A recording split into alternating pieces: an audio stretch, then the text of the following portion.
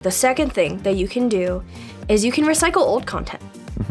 It's something that you think about doing, but sometimes, like, honestly, we don't even do. Like, you think, oh yeah, that's a good idea, I'll have to remember that for later, you know, when I post again, and then it doesn't happen.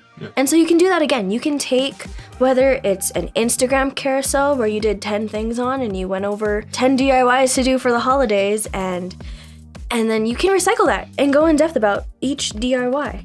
And it's okay, it's good to switch up your content between photos and videos, especially on like Instagram and stuff. If you went ahead and just did a quick photo, here's a quick bit on how to do this, and turned it into its own carousel. And whether that's 10 slides with maybe one sentence or like a quick phrase on it, or, you know, even pictures. Here's like step 1, do this, picture. Step 2, do this, picture. That's another thing that you can do that's really quick and easy for your followers, for your viewers to consume and to watch, and they can swipe through but still get the information that they're needing.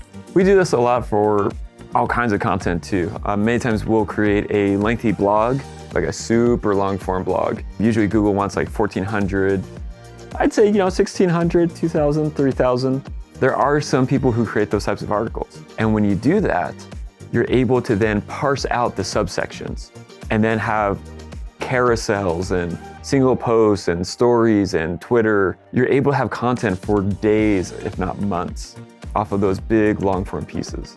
And so it's good to engage it with it that way. And once again, this is mostly about videos today, but you can use this for pretty much anything.